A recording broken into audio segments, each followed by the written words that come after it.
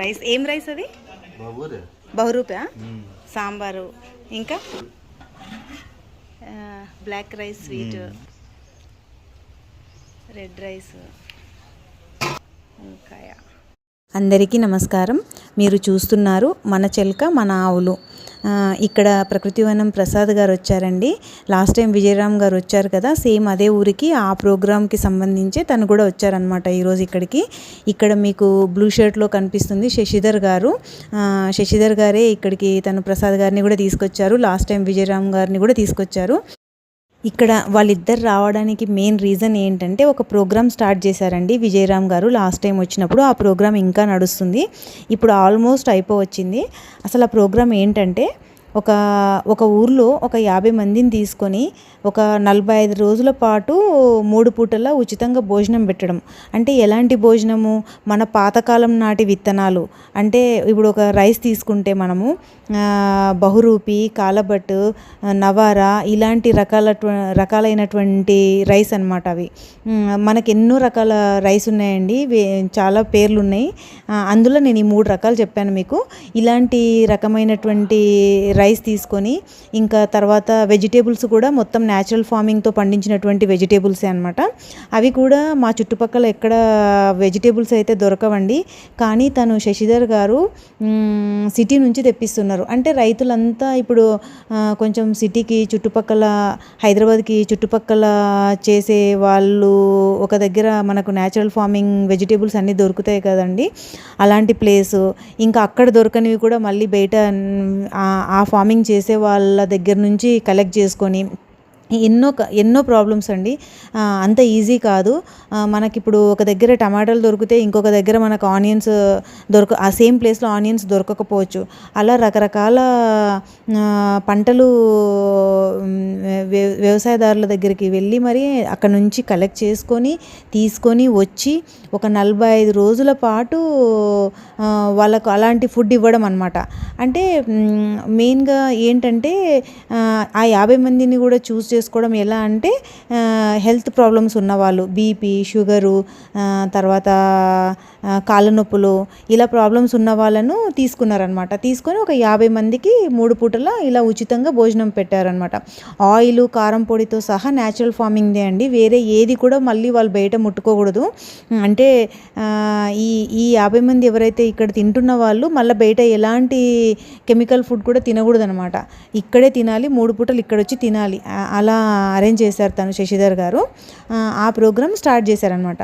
ఈ ప్రోగ్రామ్ ఇదివరకే మన విజయరామ్ గారు వేరే ఊర్లలో చేశారండి. అది కూడా మంచి సక్సెస్ వచ్చిందని చెప్పారు విజయరామ్ గారు లాస్ట్ టైం మీటింగ్లో. ఇప్పుడు ఇక్కడ ఈ ఊర్లో మాత్రం శశిధర్ గారు తన ఓన్గా చేస్తున్నారండి.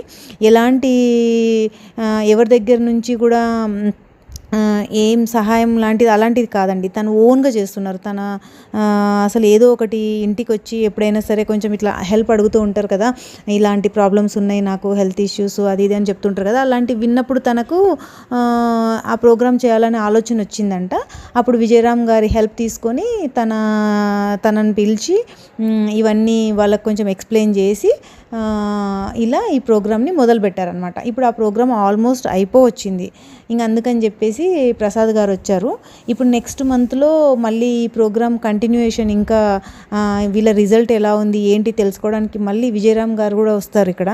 అప్పుడు నేను ఖచ్చితంగా ఎవరైతే తిన్నారు కదండి ఫుడ్, వాళ్ళందరి అభిప్రాయం తెలుసుకొని వాళ్ళకి ఏ విధంగా సహాయపడింది ఆ ఫుడ్ అనేది తెలుసుకొని నేను మీకు ఖచ్చితంగా షేర్ చేస్తానండి. ఎందుకంటే రిజల్ట్ తెలియాలి కదా, మనకు కూడా తెలిస్తేనే కదా ఏదైనా ప్రాక్టికల్గా చేసిన వాళ్ళది చూసి తెలుసుకుంటేనే కదా మనకు కూడా అర్థమవుతుంది, ఊరికే చెప్తే కాదు కదా. మీకు కూడా నేను ఖచ్చితంగా షేర్ చేస్తాను అప్పుడు. ఇప్పుడైతే మాత్రము ఆ ప్రోగ్రాం కోసం సంబంధించే మనకు ప్రసాద్ గారు కూడా కాస్త జనాలతో మాట్లాడాలని, మంచి విషయాలన్నీ షేర్ చేయాలనే ఉద్దేశంతో ఇక్కడికి వచ్చారు. నేను కాస్త ఫాస్ట్గా మాట్లాడాను కదా, కాకపోతే విషయం అయితే అందరికి అర్థం అయ్యింది అనుకుంటా. లిటరల్గా నాకు కూడా చాలా ఎగ్జైటింగ్గా ఉందండి. జనాల ఒక అభిప్రాయము తెలుసుకోవాలని చెప్పేసి. వాళ్ళందరూ కూడా ఖచ్చితంగా నెక్స్ట్ వీక్ కాదు, యాక్చువల్గా నెక్స్ట్ మంత్ ఫస్ట్ వీక్లో మళ్ళీ విజయరామ్ గారు వస్తారు కదా, అప్పుడు వాళ్ళందరి అభిప్రాయాలు నేను తెలుసుకొని మీకు ఖచ్చితంగా నెక్స్ట్ ఇంకొక వీడియో రూపంలో మీకు ఖచ్చితంగా పెడతాను. ఇప్పుడైతే మాత్రము మనము ప్రసాద్ గారి మాటలు విందాం కొన్ని. భూమిని టెస్ట్ చేస్తే మనం రక్తం టెస్ట్ చేసి భూమిని టెస్ట్ చేస్తే 2 ఉండాల, అదే అర్ధం ఉంది, సగం ఉంది. భూమి ఊగుతా ఉంది భూమి, అందుకని మీకు అందరికీ డౌట్.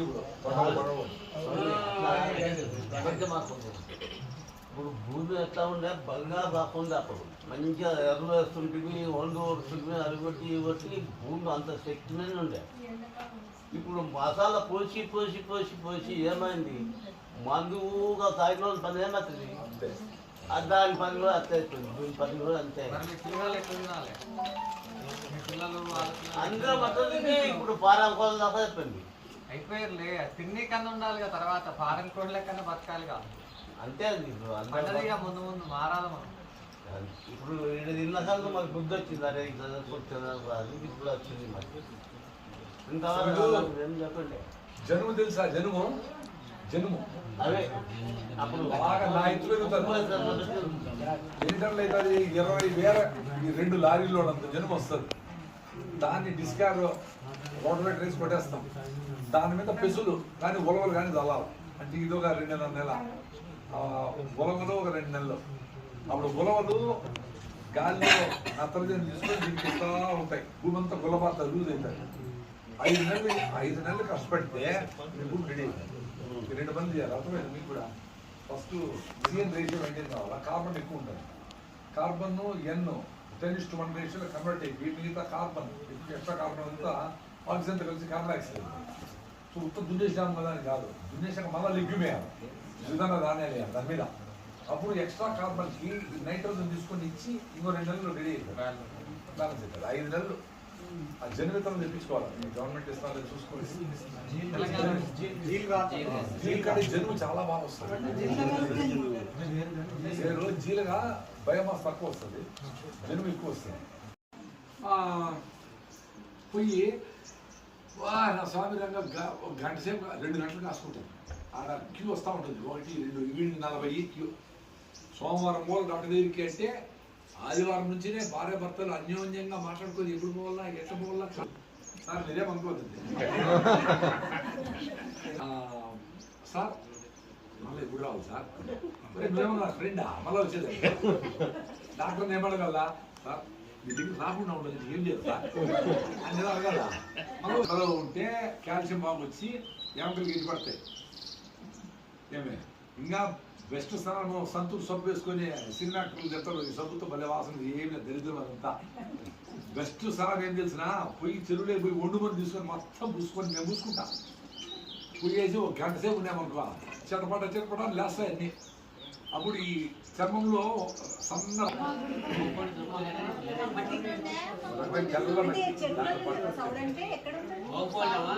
భూమిలో వాన పడితే తేలుతుంది, అదంతా ఎన్నుకొని వచ్చి దాంట్లో ఉడకబెడతారు బట్టలు. సూపర్ అది.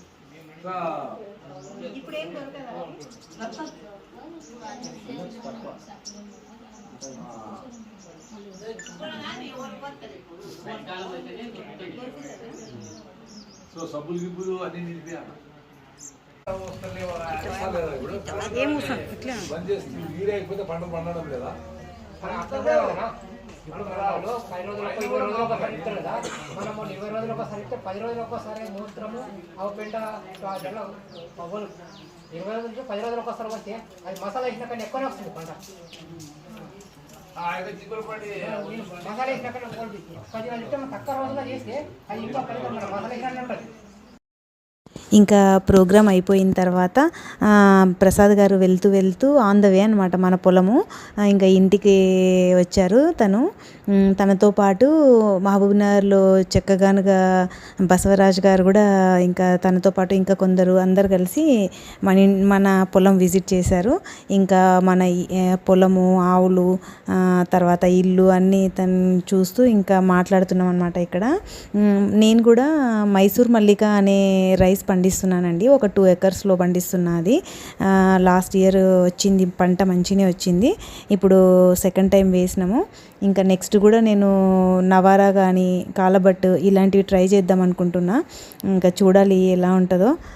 అయితే ఇక్కడ ఆవులను చూస్తున్నాము, ఆవుల గురించి మాట్లాడుతున్నాం ఇక్కడ. ఇంకా ఈరోజు వీడియో ఇదండి. ఈ వీడియో కనుక మీకు నచ్చినట్టయితే లైక్ చేయండి, షేర్ చేయండి, సబ్స్క్రైబ్ చేయండి. నెక్స్ట్ వీడియోలో మళ్ళీ కలుద్దాం. అప్పటి వరకు బాయ్.